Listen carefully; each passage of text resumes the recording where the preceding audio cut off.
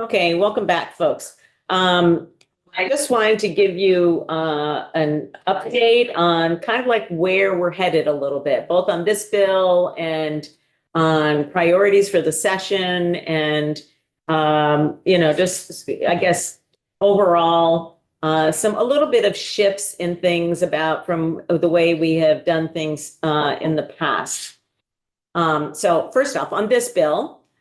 Just to let you know, we will be hearing from the Department for Financial Regulation because there's health insurance requirements in here.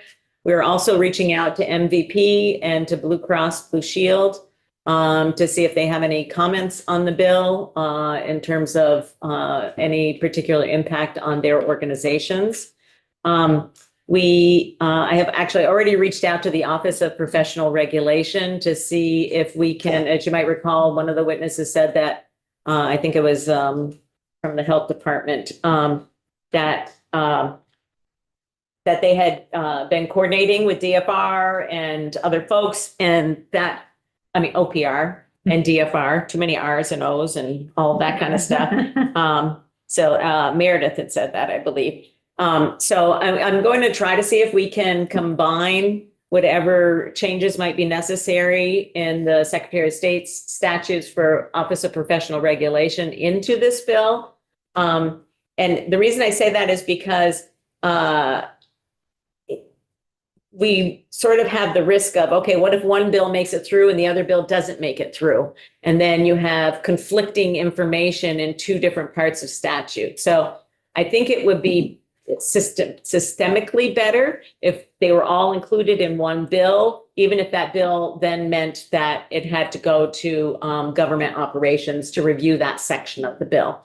I've also asked Chair Lalonde if he wants to do a drive-by of the immunity section of the bill because that protections from civil and criminal immunity are the jurisdiction of our Judiciary Committee.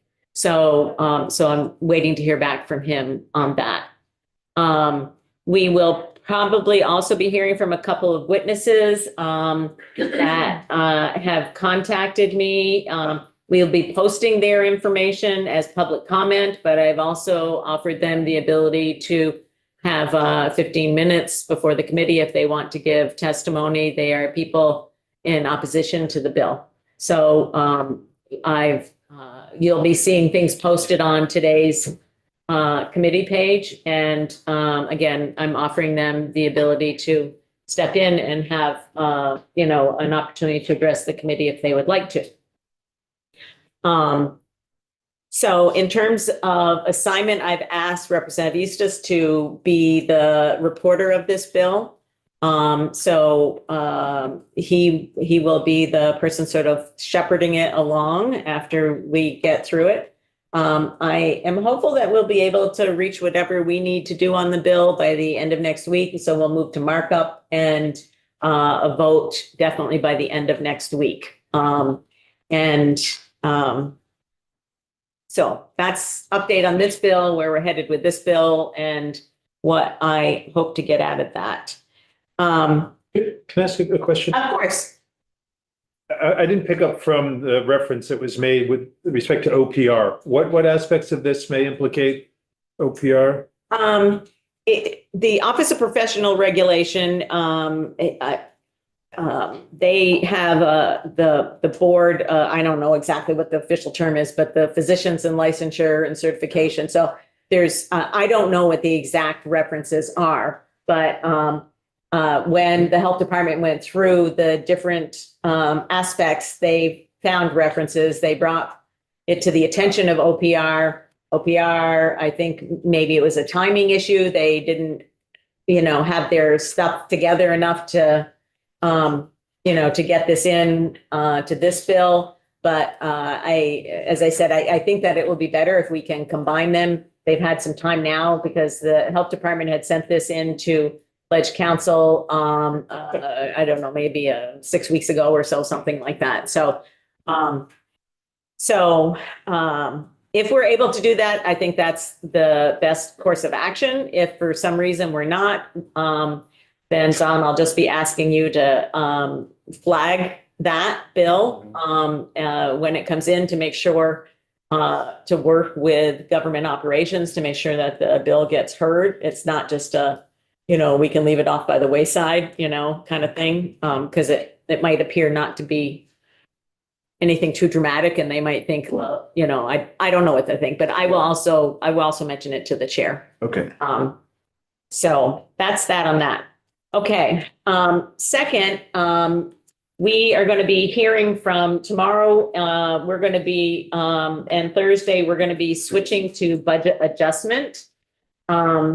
And I would encourage you, particularly those folks who have different departments, to go to the joint fiscal office or the appropriations committee to look at the presentations that were given back in December. It's probably easiest to find it on the joint fiscal office because you can, as Ann noted, she could do a little search for budget adjustment, and the documents came up.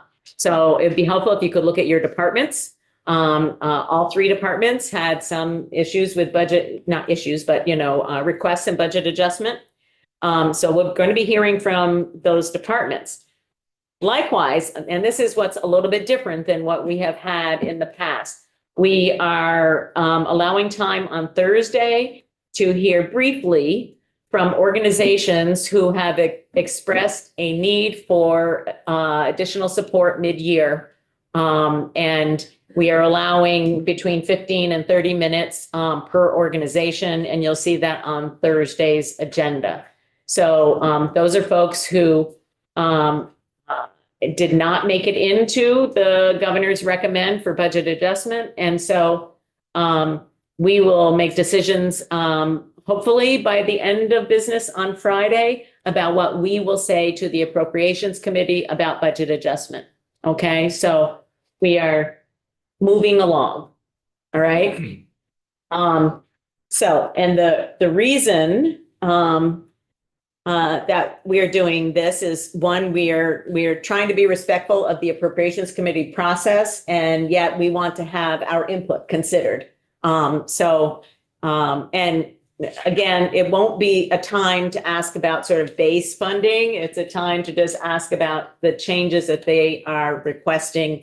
And for the community partners that come in, we're really looking to understand why it is critical for if they believe why they believe it's critical to be considered in budget adjustment as opposed to waiting to the FY27 budget. So there's a relatively short, but there's a handful of organizations that have asked to be considered, and then there are some technical amendments that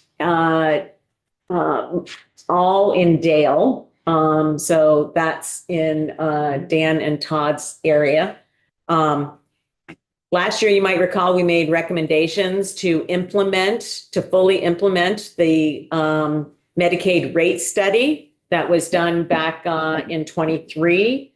And there were unintended consequences of that. And the Joint Fiscal Office there was a lot of information that didn't get shared under the previous business administrator for the Agency of Human Services. And so what ended up happening is that there were a group of residential care providers that actually got a decrease in their rate, which was not legislative intent. So that is something that we will hear about. And there were adult day providers through what I believe was an omission by Joint Fiscal Office. They were not included in the 2% cost of living increase that we gave to all other home and community-based providers. I'm not sure why we didn't catch it here. Joint Fiscal didn't catch it. And so those two things I consider to be technical corrections, but I don't believe that they are included in the administration's proposal. And they will be presenting to us how they came to these. They who? The department. Yes. They'll explain why they did what they did, correct? around the Yes. tier one and, Yeah, and those would be questions that we can ask them. Okay. Yes. I just didn't know if that was going to happen in the committee setting or if you wanted us to. No, BAA is going to be all in the committee setting. Okay. So folks, if you have questions, you can touch base with people that you have for contacts there, but I just want you to understand the schedule that we're working on is by close of business on Friday. I want to be able to have our recommendations. So that means that, we'll hear from people. We'll have committee discussion and we'll come to some recommendations by the end of Friday. Okay? This Friday. This Friday, exactly. The other thing that we're going to start to do, Ray is doing a great job. We have received a number of reports that we've asked for. Ray is putting together a spreadsheet that identifies the report, the author, and actually a brief synopsis of each report. Right, that's what I said. Wow, when she showed me the draft, I said, wow, okay. She exceeded my expectations on that one. So. That doesn't mean you don't read the report. No, There's right. So the reason I'm mentioning is because the very first one is the supervised visitation report from Act 27. And so I would encourage you, we are taking testimony on that is that Thursday? Thursday. Yeah, where the department is needing to reschedule, so I'm not sure when they're going to be here, but we will be hearing from the Vermont Network. So I would encourage you to read that report prior to Thursday. Okay? Oh, You'll highlight it? Okay, thank you.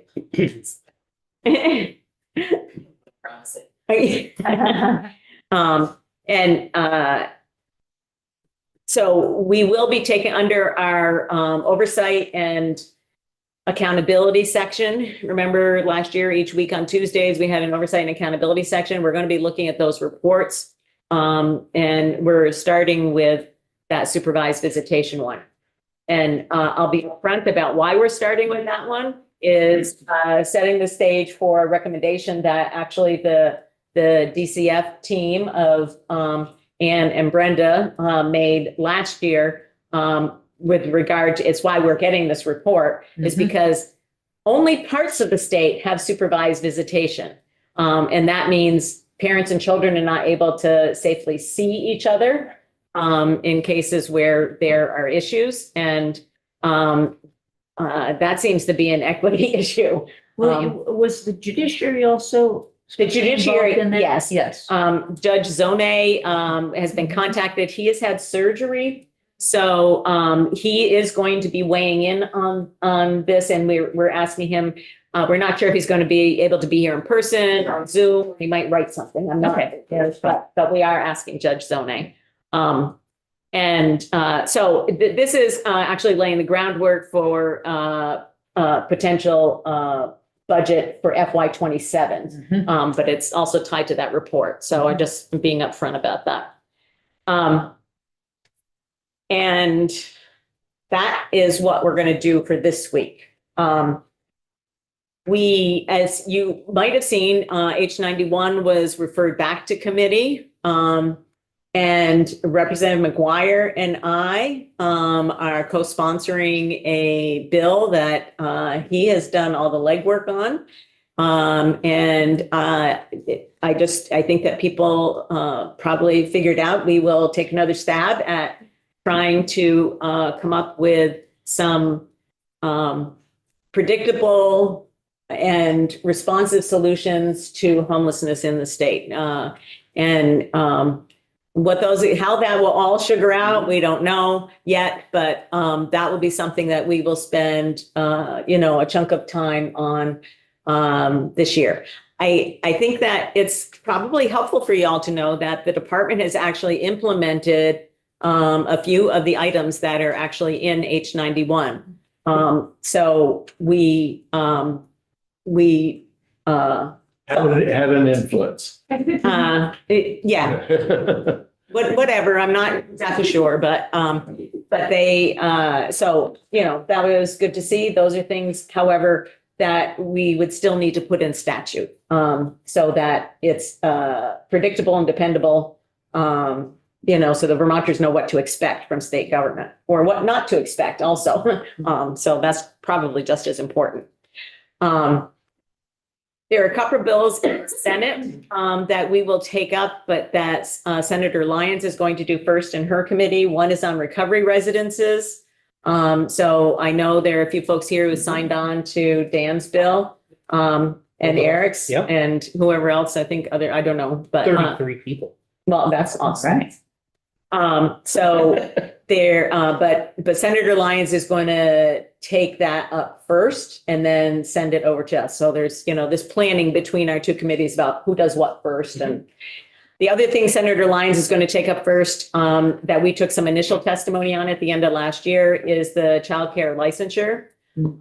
That's an issue, with the, or a topic with the Office of Professional Regulation and the childcare industry.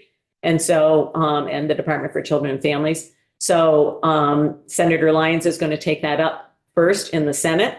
And then that will come to us after crossover, most likely. So those would be two significant bills that we will spend, quite a bit of time on after the town meeting break. So just wanted to let you know where they're at and why you might not see us take up a bill that you thought that we're going to take up the topic. So, yeah. Anne, did you have something you wanted to say? Well, and add-ons, but, you may mention, because I'm sorry I was late getting back from the break, but because, Jubilee and I worked on our homework over the summer and did have some, transition youth, suggestions. Yeah. For legislation and Yeah. that we worked on and can report back on. And I guess I have a question on one of the things that we talked about last year about trying to do this year is the inclusion of kids in placements issues. I don't know if that's mental agenda or otherwise. Yeah, I actually have a mental agenda of several child welfare. Okay, issues. great. Yeah, Todd, I have a housekeeping question. yeah. I could not find age 545 anywhere. I searched all over for it. And so did my wife. It's right on our committee page. I couldn't find it. He wasn't there until. It wasn't right. It wasn't there till this afternoon. Because it, Okay. well, Let me explain. Okay, so it was under bill introductions this morning, or actually it was posted yesterday, under bill introductions, on the front page. And so it doesn't get, you can't search for it in the search function until after it's assigned to a committee. Even though, I didn't mean to cut you up, even though it's on the wall, I couldn't find it in here. Right now, you should be able to find it. I'm not talking about now. It was A couple days ago when I got our No, 2 agenda. days ago, you wouldn't have been able to find it. Oh, so it's not me. No, it is No. not. Okay, good. No. Oh, it is. on the list of bills To be to introduced. be introduced, but not till yesterday. And they're gone from that now because they got introduced. And so Yeah, it's moving. It keeps moving. yeah. Thank you. Yeah, so you didn't, there was no issue with your looking for it. It wasn't there until yesterday. Okay. Yeah, Brenda. What does a nonprofit have to have for certification, documentation, et cetera, to get state funds if they don't have a 990 on file? I don't know the answer to that question. Me either. I've been trying. I've asked everybody. Nobody seems to have an answer, yet our money's being given away. I don't know. I guess No paper trail. I would, Administration should be. I was just Yeah, gonna the say, administration should be able to. yeah, I've tried everybody, Yeah. General Secretary of State, Tim Ash, everybody. Nobody has an answer. Is who gives the monies out, so they would have the requirements. I don't know what. You don't either. I've tried. I will encourage you to contact the Deputy Secretary of Administration, Sean Brown, I haven't done that one. Okay. and ask him for the contracting requirements Okay. for state government. because there's a bulletin.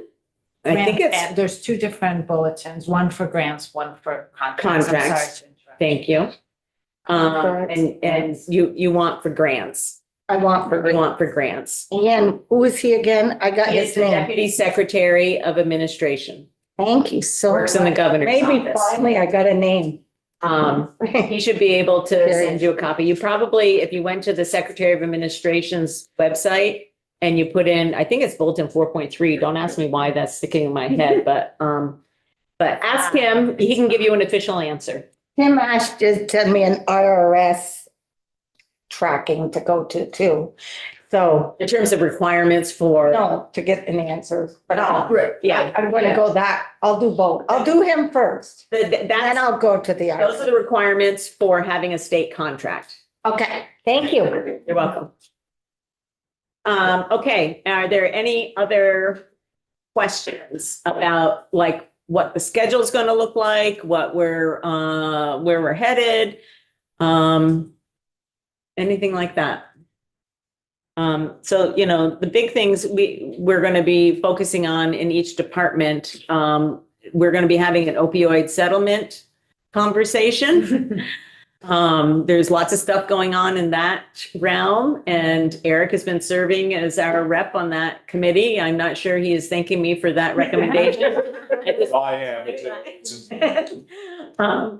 So we're going to have some discussions about that. You may recall last year, we enabled the committee to give their recommendations and the department to give their recommendations separately because they, up till now, they have pretty much aligned. However, this year, that's not the case. And so we will be having that discussion, and we will be having a separate bill like we did last year for the opioid settlement fund. It will travel separately. Eric has put in a, what you call it? Short form bill.